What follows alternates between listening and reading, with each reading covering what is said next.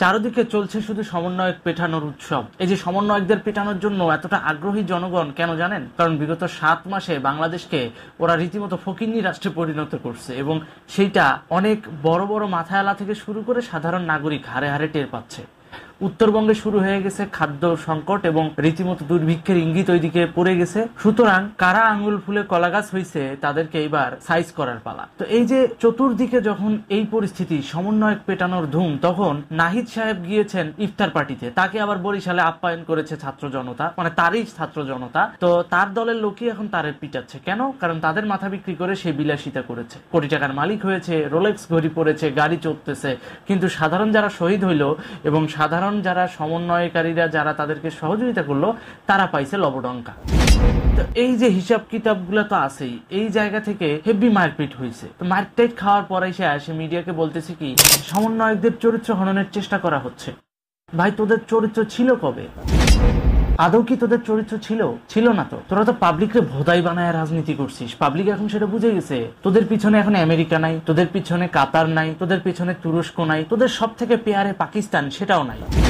তাহলে আছে কি? ওই গুটি কয়েক সমন্বয়ক, আর হচ্ছে ওই যে ত্রাণের টাকা মাইরে দেওয়া পয়সা, আর হচ্ছে 7 মাসে যা ইনকাম করছো সেই পয়সা পাচ্ছে, যেটা অনেক ক্ষেত্রেই ভাগ বাটোয়ারা হয়ে গেছে, অনেক বিলাসিতায় খরচও হয়ে গেছে। এখন তোমাদের কাছে যেটা আছে সেটা হলো সস্তায় স্ট্যান্ডবাজি আর চাপাবাজি, যেটা নিয়ে তোমরা লাস্ট মুহূর্তে যে ঢাবি কাঁপাচ্ছ, যে মধ্যরাতে আওয়ামী লীগকে নিষিদ্ধ করার দাবিতে ছাত্র জনতা রাজুতে বিক্ষোভ করছে। কারণ যারা হলের রাজনীতি করে তারা খুব ভালোভাবেই জানে যে মিটিং এ না গেলে কি হয়, সেই পরিণতিটা যেন না হয়, এই জন্য তারা বাধ্য হয়ে গেছে। এবং তোমরা যে ব্যাকগ্রাউন্ডে তাদেরকে নামাইছো এটা পাবলিক বুঝে। যারা হলের রাজনীতি করে, ইউনিভার্সিটির রাজনীতি করে, তারা এই বিষয়টা হারে হারে জানে। সুতরাং এগুলা বড়ি খাওয়ায় কোনো লাভ নাই, এগুলা পাবলিক বুঝে গেছে। তো চারিদিকে যখন এই অবস্থা, তখন মধ্যরাতে স্ট্যাটাস দিছে হাসনাত সেনাবাহিনীকে বিতর্কিত করার জন্য। এর আগে পুলিশকে বিতর্কিত করছে, তার আগে আওয়ামী লীগ, ছাত্রলীগ, যুবলীগ এবং বাংলাদেশের প্রধান রাজনৈতিক দলগুলোকে বিতর্কিত করছে। ছাত্রলীগকে ঠিক যেভাবে এরা মব জাস্টিস করছে, ট্যাগ লাগাইছে, ঠিক একইভাবে ছাত্র দলকে ট্যাগ লাগাইছে।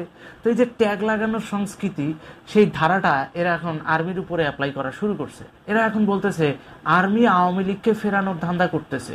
আর্মি কেন ফেরানোর ধান্দা করবে? তার মানে আর্মি এটা বুঝে গেছে যে বিশ্ব রাজনীতির প্রেক্ষাপটে স্ট্র্যাটেজিক্যালি সার্ভাইভ করতে হলে 2-4টা শিশু গুন্ডা বা কিশোর গ্যাং পাইলে আর কোনো লাভ নাই। এই জন্য তারা হাসনাত আব্দুল্লাহ সহ বর্তমান অন্তর্বর্তীকালীন সরকারের উপর থেকে আস্থা তুলে নিছে, হাত তুলে নিছে, সোজা কথা। আপনারা জানেন গতকালকে একটা ভিডিও ছাড়ছিলাম, ওখানে কি বলা হয়েছে যে চিফ অ্যাডভাইজারকে ডেকে পাঠিয়েছে সেনা প্রধান। চিফ অ্যাডভাইজারকে ডেকে পাঠিয়ে কি বলা হয়েছে? পরামর্শ এটাই দেওয়া হয়েছে যে মানে বাইগা পড়েন, নাইলে কিন্তু কপালে খারাপই আছে। তো চিফ অ্যাডভাইজার কিন্তু বুঝে গেছে আন্তর্জাতিক রাজনীতি যেহেতু সে করে, হারে হারে টের পাইছে যে কোন জায়গায় টিপ পড়ছে এবং কোন জায়গায় ব্যথাটা উঠছে। এই জন্য বুড়া ভাম কিন্তু ডিরেক্টলি সেনাবাহিনীর কাছ থেকে ফিরে আইসা স্ট্যাটাস দিছে কি, যে আওয়ামী লীগকে নিষিদ্ধ করার কোনো পরিকল্পনা নাই সরকারের।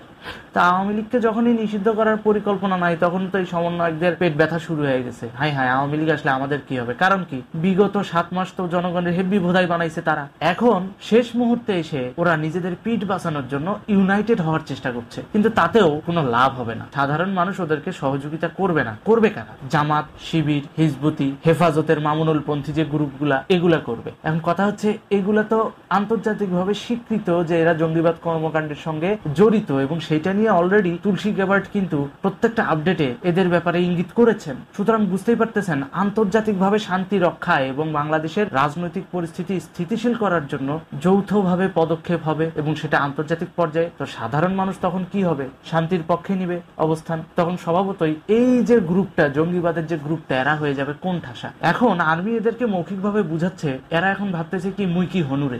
যখন এরা ইন্টারন্যাশনালি ঠাপের উপর থাকবে, তখন কিন্তু এই যে মুই কি হনুরে আর কাজ করবে না। তো মধ্যরাতের এই যে স্ট্যাটাস দেওয়া যে রাজনীতি, সেই রাজনীতিটার একটু রিভিউ করে আসি চলে। হাসনাত আব্দুল্লাহ একাধারে পর 3টা স্ট্যাটাস দিছে। সেই স্ট্যাটাস গুলো কি কি? মানুষ তো ভাবতেছে যে না জানি সারে অনেক বড় নেতা হয়ে গেছে, আর্মিকে এক্সপোজ করে দিচ্ছে। ভাই, আর্মিকে তো আমরাও এক্সপোজ করেছি গত 3 মাস আগে। 56,000 কোটি টাকার দুর্নীতি, 29 মিলিয়ন ডলারের আদ্যপান্ত A to Z। কিন্তু সেগুলা লিগ্যালিটি কিন্তু আন্তর্জাতিক পর্যায়ে ছিল বলেই কিন্তু আর্মির ঊর্ধ্বতন কর্মকর্তারাও কিন্তু এই বিষয়গুলো ভেরিফাই করেই এই পদক্ষেপে আসছে। কিন্তু তোমরা যেভাবে মব জাস্টিস করতেছো, ট্যাগ লাগানোর সংস্কৃতি, এটার কিন্তু কোনো ভ্যালিডিটি নাই, স্ট্র্যাটেজিক্যালি কোনো ভ্যালিডিটি নাই। সুতরাং একটা রাষ্ট্র কিন্তু আবেগে চলে না। বাংলাদেশ আর্মির উদ্দেশ্যে একটা কথাই বলবো, বান্দর মাথায় তুললে কি হয় বুঝছেন তো? এবার বান্দর লাই দিয়ে মাথায় তুলছেন, এখন তারাই আপনাদেরকে লাথাচ্ছে। সুতরাং এবার আপনাদের বালপাকনা জুনিয়র অফিসার গুলোরে বলেন মাঠ কাভার করার জন্য, মাঠ ঠিক করার জন্য। এত সহজ না। বাংলাদেশের পরিস্থিতি যদি এরকম চলতে থাকে, আপনাদের জুনিয়র অফিসার গুলা রেশন তো দূরের কথা, নিজেদের জামা আয়রন করার পয়সাটুকুও পাবে না। এই সমস্ত উগ্র বামপন্থীদের টাকায় লালিত পালিত পিনাকি আর ইলিয়াস গংদেরকে ঝেঁটিয়ে বিদায় করতে হবে বাংলাদেশ থেকে। আর এই যে পিনাকি ইলিয়াস, ও অলরেডি ইন্টারন্যাশনাল টার্গেটে পড়ে গেছে, ওর চিন্তা আপনাদের করতে হবে না। আপনারা হচ্ছে বাংলাদেশে ওদের যে এজেন্ট যেগুলা ভাড়ায় কর্মী হিসেবে কাজ করে, 20 লাখ টাকা 10 লাখ টাকা নিয়ে বিভিন্ন ভবন ভাঙতে যায়, এদেরকে আগে সাইজ করে। তো যাই হোক, প্রশাসনের দায়িত্ব প্রশাসন নিবে। আমরা একটু হাসনাত আব্দুল্লাহর স্ট্যাটাসটা রিভিউ করে আসি, যে ও কি স্ট্যাটাস দিছে। চলেন আমি একটু দেখে দেখে বলবো, কারণ স্ট্যাটাসটা অনেক বড়, লম্বা ইতিহাস লিখছে ভাই। কারণ বুঝতেই পারতেছেন ওরা এখন দৌড়ের উপর দৌড়াচ্ছে। 11ই মার্চ, সময় দুপুর 2:30টা। কিছুদিন আগে আমি আপনাদের বলেছিলাম যে রিফাইন্ড আওয়ামী লীগ নামে নতুন একটি ষড়যন্ত্র নিয়ে আসার পরিকল্পনা চলছে। এই পরিকল্পনা পুরোপুরি ভারতের সাবের হোসেন চৌধুরী, শিরিন শারমিন, তাপসকে সামনে রেখে এই পরিকল্পনা সাজানো হচ্ছে। এত সহজ না। সাবের হোসেন চৌধুরী, শিরিন শারমিন এদেরকে নিয়ে আসবে আর শেখ পরিবারকে মাইনাস করে আওয়ামী লীগের রাজনীতি হবে বাংলাদেশে। এতটা সস্তা না। তোমার মতো হাসনাত আব্দুল্লাহ তো আজকে ট্রাই করতেছে, এর আগে টিক্কা খান ট্রাই করছে, পাকিস্তানপন্থী অনেক গ্রুপ ট্রাই করছে। আওয়ামী লীগ হচ্ছে জনগণের দল, এর শেকড়টা অনেক রুট লেভেলে। সাথে আছে আন্তর্জাতিক সুসম্পর্ক, সাথে আছে মুক্তিযুদ্ধের আদর্শ ইতিহাস, যেটা মীমাংসিত সত্য। এত সহজে আওয়ামী লীগকে নিষিদ্ধ করা সোজা না। জাস্ট কিছুদিন নিষ্ক্রিয় ছিল, এখানে আবার কামব্যাক করার কিছু নাই। আওয়ামী লীগ আছে এবং এটা নিবন্ধিত। তোমাদের এনসিপি পার্টির মতো অনিবন্ধিত দালালি রাজনীতি করে না, ভাড়ায় গুন্ডা খাটায় না। হাসনাত সহ আরো 2 জনের কাছে নাকি ক্যান্টনমেন্ট থেকে এই পরিকল্পনা উপস্থাপন করা হয়। আচ্ছা, কি প্রস্তাব দেওয়া হয়? প্রস্তাব দেওয়া হয় আসন সমঝোতার বিনিময়ে আমরা যেন এই প্রস্তাব মেনে নেই। তোদেরকে আসন দেয় কেটা? একটা মেম্বার ইলেকশনে দাঁড়ানা, ভোট কয়টা পাইস দেখ, নিজের এলাকায় যায় একবার ট্রাই কর। গণতন্ত্র আর হচ্ছে গুন্ডামি, দুইটা পার্থক্য অনেক। ওনাদেরকে নাকি প্রস্তাব দিছে আসন বিনিময়। এই আসন বিনিময় করার সেনাবাহিনী কে রে? আসন বিনিময় করবে জনতা, ভোট দিবে জনতা, সেনাবাহিনী কে? ইলেকশন হইলে শেখ হাসিনার আন্ডারেই ইলেকশন হবে। আচ্ছা যাই, পরবর্তীতে একটি বিরোধী দল থাকার চেয়ে নাকি একটি দুর্বল আওয়ামী লীগ সহ একাধিক বিরোধী দল থাকা ভালো। এটা হচ্ছে হাসনাতের অভিযোগ যে সেনাবাহিনী তাকে এইভাবে বলছে। একাধিক বিরোধী দল, কবে বিরোধী দল একাধিক ছিল না? সংসদে কি বিএনপি ছিল না? সংসদে কি জাতীয় পার্টি ছিল না? এখন তোমাদের অন্যান্য যেই দলগুলা নির্বাচন কমিশনের ওয়েবসাইটে গেলে যাদের নাম দেখা যায়, লিস্ট দেখা যায়, তাদের সাধারণ সম্পাদক আর সভাপতি ছাড়া আর কোনো কর্মী নাই। সে দায় কি আওয়ামী লীগে? তো সব মিলায়া এরা যে জিনিসটা করতে যাচ্ছে, যে রিফাইন্ড আওয়ামী লীগ নাম করে এরা ভাবতেছে কি যে আওয়ামী লীগকে হয়তোবা শেখ পরিবার বাদ দিয়ে কাউকে দিয়ে কামব্যাক করাবে। আসলে সেটার কোনো সুযোগ নাই, সেটার কোনো ভিত্তি নাই। আওয়ামী লীগ কামব্যাক করলে বঙ্গবন্ধু শেখ পরিবারকে নিয়েই কামব্যাক করবে, তবে যেগুলো করাপ্টেড তাদেরকে মাইনাস করবে দলীয় সিদ্ধান্ত মোতাবেক। সেটা রাষ্ট্রীয় সিদ্ধান্ত বা ক্যান্টনমেন্ট থেকে হবে না। এত সহজ না সবকিছু।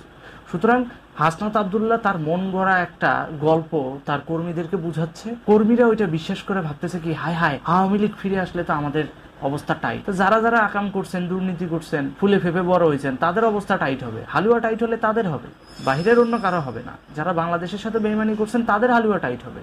সুতরাং যারা এই স্ট্যাটাস শেয়ার দিয়া মেনশন দিচ্ছে, প্রত্যেকে সিগনিফিকেন্ট দেশদ্রোহী, এই জিনিসটা মাথায় রাখেন। আমি পুরো স্ট্যাটাসটা পড়লাম না, কারণ এই স্ট্যাটাসটা সম্পর্কে আপনারা সবাই জানেন। আমি শুধু হাসনাত আব্দুল্লাহকে এইটুকু বলবো যে 29 মিলিয়ন ডলারে কেনা ফেক রেভলিউশন নিয়ে তোমাদের যদি এত বাহাদুরি হয়, 30 লক্ষ শহীদ আর 2 লক্ষ মা বোনের ইজ্জতের বিনিময়ে পাওয়া আমাদের স্বাধীনতা নিয়ে আমাদের অবস্থাটা কি হবে? আমাদের অবস্থানটা কই থাকবে? আওয়ামী লীগকে ক্ষমা চাওয়ার যে প্রক্রিয়া, ক্ষমা জায়গা মতো দিয়ে তুমি একদম মেটিকুলাসলি ডিজাইন করে প্ল্যান করে আকাম মারাবা তোমরা, আর সেটার দায় চুকাবে আওয়ামী লীগ, সে দায় ভুইলা যাও। সুতরাং হাসনাত আব্দুল্লাহ এখন যেটা করতেছে, শেষ মুহূর্তে তাদের কর্মীদেরকে একটা ভুলভাল গল্প বুঝায়া যেন মাঠে নামাইতে পারে, সেই প্রক্রিয়াটা বাস্তবায়ন করতেছে। এবং দেখবেন পরপর 3টে স্ট্যাটাস দিছে। পরপর 3টে স্ট্যাটাসে তিনি কি বলছে? ডক্টর ইউনূসকে পর্যন্ত রিমাইন্ডার দিচ্ছে যে আওয়ামী লীগের চ্যাপ্টার ক্লোজ, আওয়ামী লীগের চ্যাপ্টারকে ওপেন করার চেষ্টা করবেন না। আওয়ামী লীগের চ্যাপ্টার ক্লোজ করার তুই কেবে? তোর বাপ যে টিক্কা খান সেই পারে নাই, পাকিস্তানের রাজনৈতিক দলগুলো একতাবদ্ধ হয়ে পারে নাই বাঙালির ইউনিটি ভাঙতে, তুই কে? তুই সেলফ একজন পেইড এজেন্ট, যারা 29 মিলিয়ন ডলারের ছুড়ে দেওয়া হাড্ডি খায়া এখন ল্যাপ ল্যাপ ল্যাপ ল্যাপ করতেছে। আমি শুধু ওই হাড্ডির উদাহরণটা দিলাম, জাত কোন জাতে পড়ে বা কোন ক্যাটাগরিতে পড়ে এটা আপনারা মিলিয়ে নেবেন। এখন কথা হচ্ছে, এই যে হাসনাত আব্দুল্লাহ মধ্যরাতে ওর আবেগে ঠেলা দিল আর ওই স্ট্যাটাস মেরে দিল, এই স্ট্যাটাস কি ওকে বাঁচাতে পারবে? মোটেও পারবে না। বরং ডক্টর ইউনূস এখন নিজের পিঠ বাঁচানো নিয়ে ব্যস্ত।